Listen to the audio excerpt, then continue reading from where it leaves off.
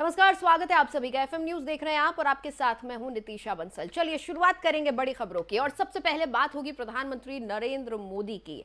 दरअसल पीएम नरेंद्र मोदी ने पंजाब के अमृतसर में डेरा राधा स्वामी सत्संग ब्यास के प्रमुख बाबा गुरिंदर सिंह ढिल्लों से मुलाकात की है। इसके साथ ही उन्होंने डेरा का दौरा भी किया। राजनीतिक विश्लेषकों के मुताबिक पीएम मोदी का हिमाचल प्रदेश में चुनावी रैली करने से पहले अमृतसर पहुंचकर राधा स्वामी सत्संग ब्यास प्रमुख बाबा गुरिंदर सिंह ढिल्लों से उन्होंने यहां मुलाकात की है और इसे काफी अहम माना जा रहा है।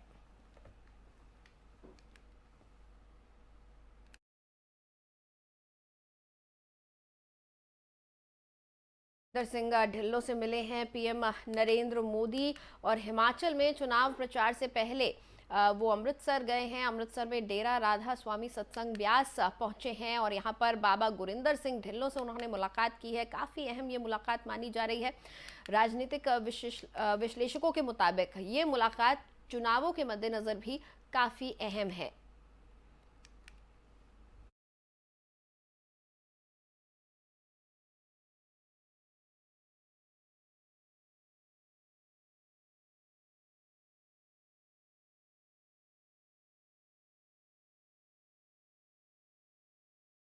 और आज प्रधानमंत्री चुनाव प्रचार के लिए हिमाचल के सुंदरनगर पहुंचे। उन्होंने आत्मनिर्भर भारत को लेकर कहा कि आज भारत खुद का हथियार बना रहा है। सुनिए।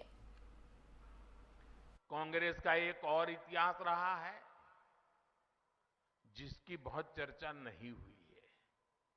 आज के युवा तो ये भी नहीं जानते होंगे कि आजादी के बाद देश का पहला घोटाला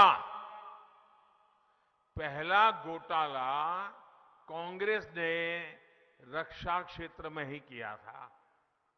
तब से लेकर जब तक कांग्रेस की सरकार रही तब तक उसने रक्षा सौदों में जमकर दलाली खाई, हजारों करोड़ के घोटाले किए।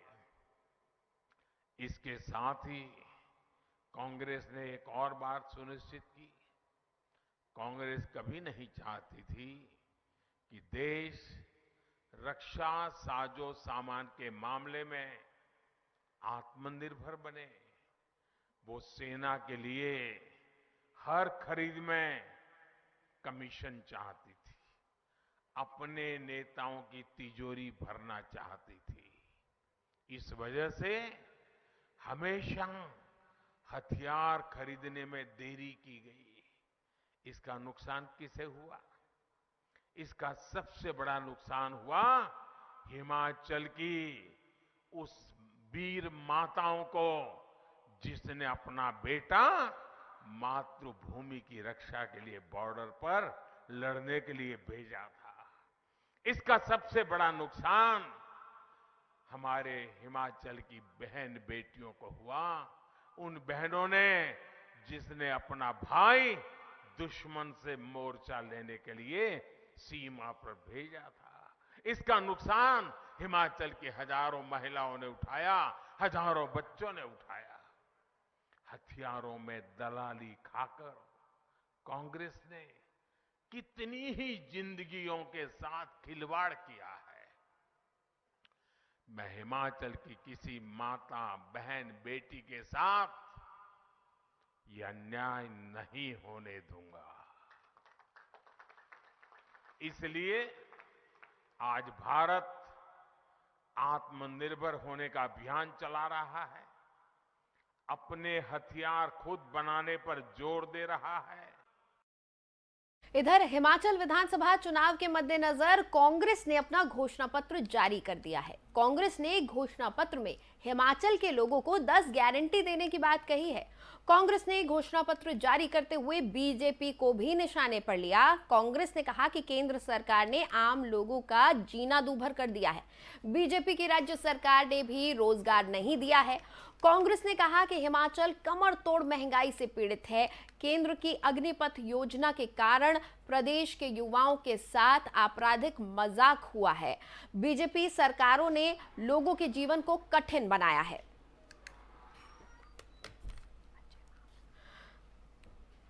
और इसी खबर पर हमारे साथ बातचीत के लिए अजय महावर जी जुड़ रहे हैं, जो कि बीजेपी से विधायक हैं। उनसे हम बातचीत करेंगे। बहुत बहुत स्वागत है अजय जी आपका एफएम न्यूज पर। अजय जी, जिस तरह से कांग्रेस दावे कर रही है कि हर मोर्चे पर बीजेपी सरकार फेल है। जी सर, कांग्रेस लगातार दावे कर रही है। जी सर, मुझे आपकी आवाज आ रही है। अजय जी, कांग्रेस लगातार दावे कर रही है कि चाहे केंद्र की सरकार हो चाहे राज्य सरकारें हो, बीजेपी की सरकारें पूरी तरह से विफल है और कई सारे वादे किए हैं। इस बार कांग्रेस ने 10 गारंटी दे रही है। आपकी आवाज नहीं आ रही है। हम दोबारा आपसे जुड़ने की कोशिश करेंगे। और इस बीच हमारे साथ विजय कौशिक जी जुड़ चुके हैं कांग्रेस से, उनसे हम बातचीत करेंगे। स्वागत है विजय जी एफएम न्यूज पर आपका। विजय जी, जिस तरह से तमाम गारंटीज आप ले रहे हैं, 10 गारंटी की बात आज कांग्रेस ने करी है, क्या लग रहा है, क्या कांग्रेस वाकई जो गारंटी दे रही है, कहीं ऐसा तो नहीं कि चुनावों के वक्त ये तमाम वादे किए जा रहे हैं, गारंटी ली जा रही है, कहीं ऐसा तो नहीं कि उसके बाद इन गारंटी पर खरा उतर नहीं पाए कांग्रेस?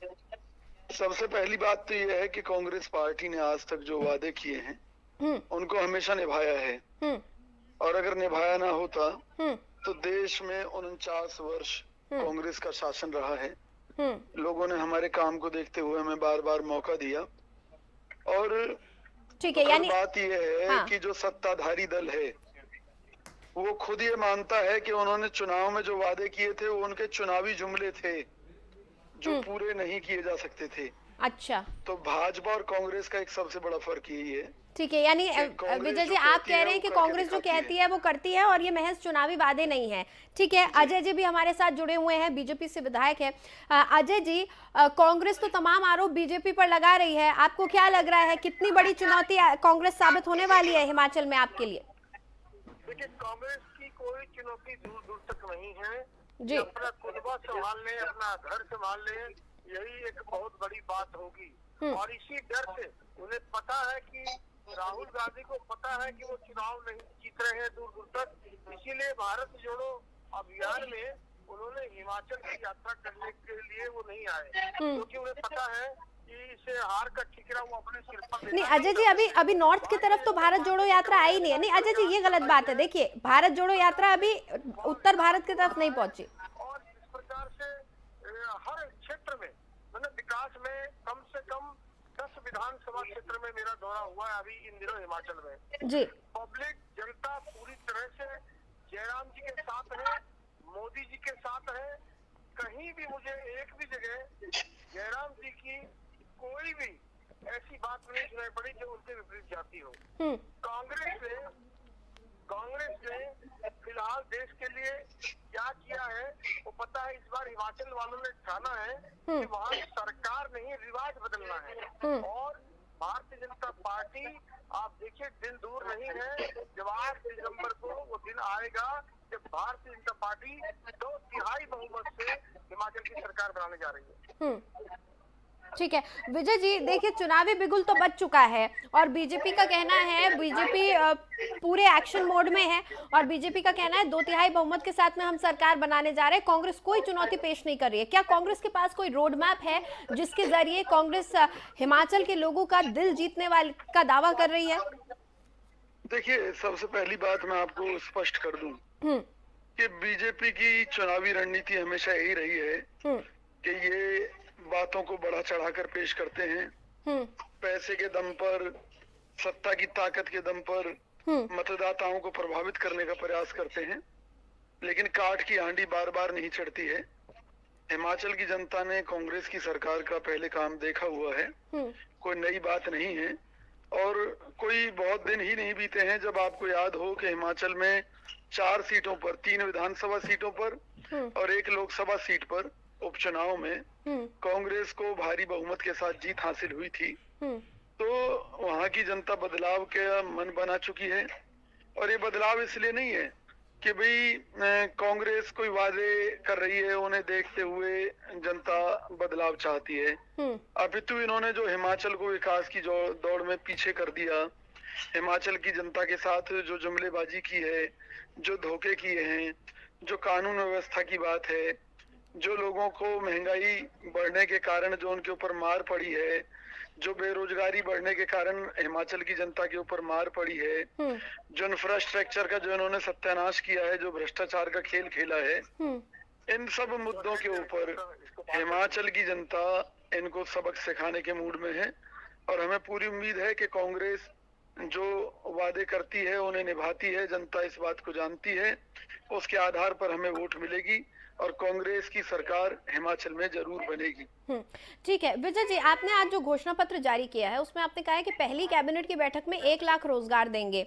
जी, तो ये जो 1 लाख रोजगार है आप कैबिनेट की बैठक में तो देंगे, लेकिन अमली जामा इसको कब तक पहनाया जाएगा, इस बारे में भी एक टाइम फ्रेम देना चाहिए था मेरे ख्याल से। देखिए, हमें जो जानकारी मिली है, कांग्रेस पार्टी कोई भी वादा हवा में नहीं करती। कांग्रेस पार्टी पहले सर्वे कराती है, सारे आंकड़े जुटाती है। सरकार को जो रोजगार देने चाहिए थे, चाहे वो प्रदेश स्तर की बात हो चाहे राष्ट्रीय स्तर की बात हो, तो वो जो सरकारी तंत्र के मुताबिक जॉब दी जानी होती है उन्हें भी फुलफिल नहीं कर पाई सरकार, क्योंकि इनकी नीयत तो थी नहीं। क्योंकि इनको ये था कि भी अगर लोगों को रोजगार देंगे सरकारी खजाने पर बोझ पड़ेगा, और ये लोग जो है भ्रष्टाचार के चलते उन वादों को पूरा करना ही नहीं चाहते थे। तो सबसे पहली बात, जो सीटें खाली हैं सरकारी क्षेत्र में, सबसे पहले उन्हें भरने का काम किया जाएगा और उसके बाद में नए रोजगार सृजित किए जाएंगे। इसके लिए हमारा पूरा एक रोड मैप है, जिसके आधार पर हम दावा कर रहे हैं, बहन प्रियंका गांधी जी दावा कर रही हैं कि 1 लाख रोजगार पहली मीटिंग के साथ ही अनाउंस कर दिए जाएंगे। ये कोई बड़ी बात नहीं होगी हमारी कांग्रेस सरकार के लिए, हम पहले भी इस तरह के काम करते रहे हैं। ये तो मोदी जी को जवाब देना है, भारतीय जनता पार्टी को जवाब देना है कि जो 2 करोड़ रोजगार इन्होंने राष्ट्रीय स्तर पर देने की बात कही थी और जो प्रादेशिक स्तर पर लाखों लोगों को रोजगार देने की बात कही थी। देखिए, सवाल तो हर किसी, सवाल हर राजनीतिक दल से उठेंगे, सवाल हर किसी से किए जाएंगे, क्योंकि ये हमारा हक है, अधिकार है, और जनता को ये बात जाननी चाहिए कि आखिर उनके नेता अगर कोई ऐलान कर रहे हैं तो किस आधार पर वो ऐलान किए जा रहे हैं। हर महीने आपने 1500 रुपए के भत्ते की भी बात यहाँ पर की है, हर घर लक्ष्मी योजना के तहत। देखिए, हम ये सवाल इसलिए कर रहे हैं क्योंकि अब की बार ईसी ने भी साफ कर दिया है, चुनाव आयोग ने भी कहा है कि जो भी वादे आप करें वो सोच समझ के करें। पहले ही रिपोर्ट आई हुई है कि तमाम जो चुनावी वादे हैं वो बहुत ज्यादा फाइनेंशियल बर्डन डालते हैं राज्यों की इकोनॉमी पर, और इसके चलते कई राज्यों में वादे पूरे भी नहीं हो पाते हैं। जहां वादे पूरे किए जाते हैं वहां राज्यों की स्थिति ठीक नहीं रहती है, वित्तीय स्तर की मैं बात कर रही हूँ। जी। तो कहीं ऐसा ना हो कि थोता चना और बाजे घना वाली बात हो जाए, क्योंकि कांग्रेस देश की सबसे पुरानी पार्टी है, तो जब आप वादा करें तो उसको साकार भी कर पाए। मैंने आपको पहले भी कहा है कि हमने जो वादे किए, चाहे इस देश में हरित क्रांति की बात हो, चाहे श्वेत क्रांति की बात हो, चाहे देश से गरीब हटाने की मुहिम हो, चाहे मनरेगा लाने की बात हो, चाहे किसानों के उत्थान की बात हो, हर मोर्चे पर कांग्रेस सरकार खरी उतरी है। और मैं आपको बता दूं, बेरोजगारों को भत्ता देना कोई नई बात नहीं है। इसकी शुरुआत कांग्रेस सरकार के समय में देश की आजादी के बाद से ही हो गई थी। और हम जो वादा करते हैं वो पूरी योजनाबद्ध तरीके से उस पर रिसर्च करने के बाद करते हैं, ताकि उन्हें पूरा किया जा सके। मैं आपको यही विश्वास दिला सकता हूँ कि हिमाचल में कांग्रेस की सरकार बनने के बाद ये जो हमारा 10 सूत्री, जो हमारा कार्यक्रम है, जो हमारी योजनाएं हैं, जो हमारे वादे हैं, इनको हम हर हाल में पूरा करेंगे। चाहे पुरानी पेंशन व्यवस्था को बहाल करने की बात हो, चाहे कोई भी मुद्दा हो, हम जिस तरह से हमने मनरेगा के माध्यम से हर परिवार को रोजगार, तरक्की, खुशहाली देने का प्रयास किया। अजय जी, बीजेपी ने भी पूरी ताकत झोंकी हुई है और हम देख रहे हैं कि प्रधानमंत्री कई दौर की वहां पर चुनावी रैली कर चुके हैं, प्रचार कर चुके हैं, जनसंपर्क कर चुके हैं। आज भी सीएम हिमाचल के दौरे पर हैं, आज भी वहां पर वो जनता से बातचीत करने वाले हैं, संबोधन करने वाले हैं। बीजेपी के स्टार प्रचारक हम उनको कहें, प्रधानमंत्री को, या फिर हम ये कहें कि जहां भी चुनाव होता है वहां पर प्रधानमंत्री ही एक मुद्दा होते हैं, प्रधानमंत्री ही एक आपके चेहरा हैं? देखिए, प्रधानमंत्री तो इस देश के स्टार हैं, कोई माने ना माने, वो एक पार्टी के नहीं पूरे देश के वैश्विक नेता हैं वो इस वक्त। इसलिए उनके जाने का अलग प्रभाव है, उनका अलग आभा मंडल है, हो रहा है। बात यह है कि एक तरफ तो ईमानदार सरकार है और एक तरफ कांग्रेस तो पूरे 10 साल केंद्र में भी रही तो भ्रष्टाचार की तो दलदल में फंसी हुई थी, दागदार सरकार थी। तो एक तरफ ईमानदार सरकार, एक तरफ दागदार सरकार है, ये जनता को पता है। और पिछले 5 वर्षों में जितना विकास हिमाचल प्रदेश का हुआ है इस डबल इंजन की सरकार में, मुझे लगता है कि पिछले 50 सालों में नहीं हुआ होगा। तो ये कुछ कह नहीं सकते इस बारे में। सर, कांग्रेस तो कह रही है कि महंगाई बेशुमार है। कांग्रेस ने तो आज कहा है कि हिमाचल में महंगाई बेशुमार है, लोग परेशान हैं महंगाई से। ये तो आपको पता है ना जी, वैश्विक स्तर पे जो युद्ध चलने के बावजूद, कोरोना के बाद, फाइनेंशियल स्लो डाउन के बावजूद इंडिया में फिर भी बहुत हद तक इस प्रकार का कंट्रोल है। बाकी कंट्रियों से देखें तो सही वैश्विक स्तर पर क्या स्थिति है, बहुत बुरे हालात है कंट्री के। ठीक है, बहुत जल्द धन्यवाद करना चाहिए प्रधानमंत्री का। बहुत जल्द मतदान होने वाला है और उसके बाद मतगणना में पता चल जाएगा कि किसके वादे और दावे जनता को लुभा पाए और हिमाचल की जनता ने किसका साथ दिया है। बहुत बहुत शुक्रिया विजय जी, बहुत बहुत धन्यवाद अजय जी हमारे साथ जुड़ने के लिए।